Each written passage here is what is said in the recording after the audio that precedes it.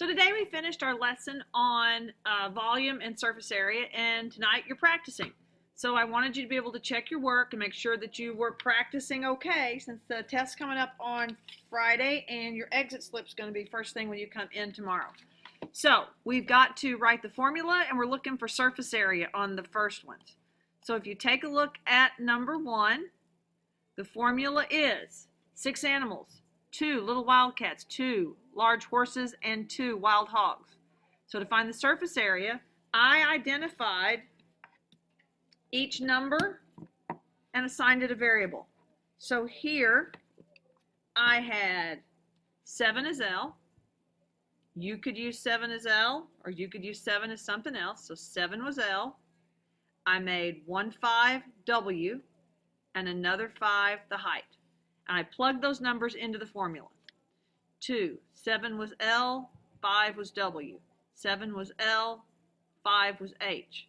5 was W, 5 was H. Followed the order of operations and got 70 plus 70 plus 50 for a grand total of 190 yards square. That's how you find surface area of a rectangular prism. You'll notice this is a prism, it's not a cube because of this one side that says 7. For number 2, I started out by understanding my problem. A square prism means that the base is a square. So I drew a square, and I knew that each side was 9 miles long. So I put a 9 on each side. I identified one as the length, and I identified the other as the width. Now, I know that it's going to have, and then it's going to be 10 miles high.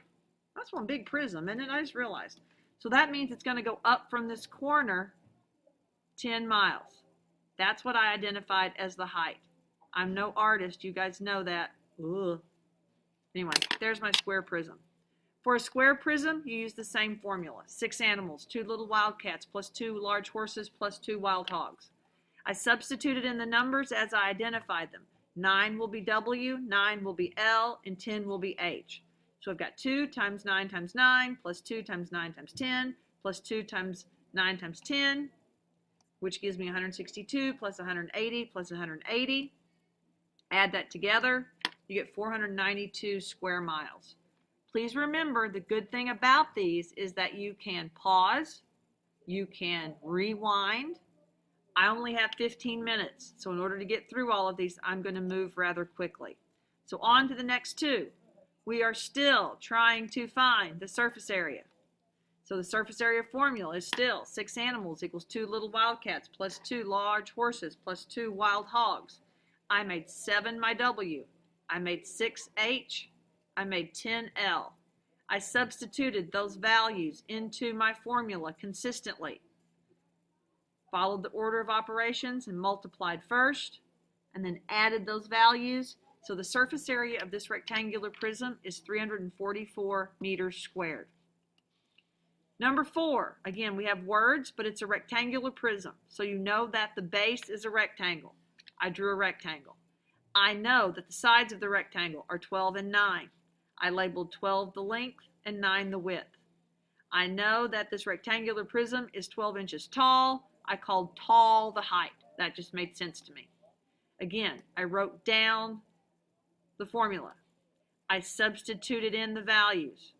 I followed the order of operations, did all of my multiplication first, and then added those values together. No, I didn't. I meant to add those values together, but it doesn't look like I finished it out. Guess I got distracted. So the surface area here on number 4 would add up to 720, not miles, inches squared.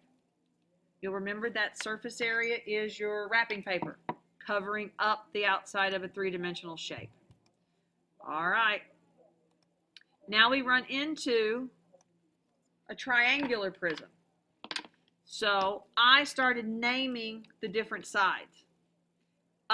We've got a triangle on the bottom. We've got a triangle on the top. We have a rectangle that's on the front. I called this part down here side 1. And this part over here, side 2. Because the way to find the surface area of a triangle is to get the sum of the area of the faces. So I found the area of the top triangle. base times height divided by 2. If you look down here at the right angle, here's the right angle. The base was 6. The height was 8. 6 times 8 divided by 2 is 24. The bottom triangle is just like the top, so it's 24 as well. Then I found the area of the sides. So side 1, let's see what I can do here. Side 1, hey, I want a highlighter, come on. Was this part down here. And that rectangle was 6 by 5. So I did 6 times 5 and got 30.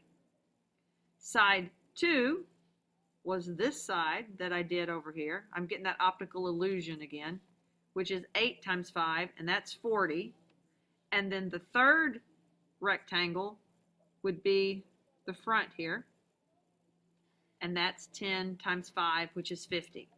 To find the surface area, you add them all up. 168 feet squared would be the surface area. All right, we change here from surface area to volume. In order to find volume, you use the formula, the area of the base times the h. When you look at this rectangular prism, the base is a rectangle, and it might be that one down there. To find the area of the base, you do length times width. So length times width times height will give you the volume of a rectangular prism. I identified 9 as a length. I identified 9 as a height, and I identified 6 as the width. I substituted those in, 9 for length, 6 for width, 9 for height, ran it through a calculator, and 486 inches cubed would be the volume of this rectangular prism. You know what? Secret on this one is going to be messy, because when I look at this when it gets done, this is the biggest mess of stuff. I don't know why it can't be neater. Everything I think you need, so anyway, messy. Messy is the secret on this one. On number 7, I drew a picture to help me. Again, we've got a square prism. We've got sides of 9. So I made the length 9, the width 9, and the prism is 10 yards tall. So I made that tall the height. So the formula is the volume equals the area of the base times the height. The base is we need is the area of a square. We can find the area of a square by doing length times width. So the formula ends up volume equals length times width times height. I substituted in the numbers. 9 for the length, 9 for the width, 10 for the height. And so the volume would be 810 yards cubed, or cubic yards. All right, let's look at number 8. Number 8, we're going to find the volume by finding the area of the base times the height. The area of the base is going to be the area of a rectangle. You're going to do length times width. I chose, what did I choose? I guess I chose this as the base. So 8 was the length, 2 was the width, and then 6 was the height. Substituted those numbers into my formula, and I got 96 yards. Remember, if I'm going too fast, pause, rewind. Bring your questions in at the beginning of class tomorrow so that I can answer them before you take your exit ticket, please. All right, number 9's in words. Rectangular prism means the base is a rectangle. I drew that picture. One side 7, the other side's 2. So I identified 7 as the length, 2 as the width, and 6 feet tall would be the height. We got to find the area of the base and then multiply it by the height of the prism. Length times width times height. Length times width gives me the area of the rectangle, then times the height of the prism. Substituted in those numbers, and 84 cubic feet would be the volume on number 9. Number 10, we have a rectangular prism. The formula is the same. We need the area of the base, and then we'll multiply it by the height. The base of a triangular prism is a triangle. And I use this triangle down here that's outlined in blue. The base was 3. The height matches down to this end, 4. So base times height divided by 2, 4 times 3 divided by 2 gave me an area of 6. So I For the large B, which is the area of the triangle, I substituted in a 6. Now I looked how far apart were these two bases. How far apart were these two triangles? That's the height of the prism, and that was 7 yards. So 6 times 7 was 42, so we get an answer of 42 cubic yards. Number 11, we've got a square prism. I drew my square, I labeled the sides. I identified 1/8 as the length, the other 8 as the width. 4 yards tall gave me the height. Volume equals base, the area of the base times the height. The area of a square can be found by doing length times width. The volume of this square prism would be length times width times height. 8 times 8 times 4 is 256 cubic yards. And finally, here's the one we're looking for. This is the cube, the last one. Don't forget, the secret is messy. Miss Trousdale does messy work. All right, so I've got a cube with sides of 5. So I sketched a quick picture. The base is going to be a square.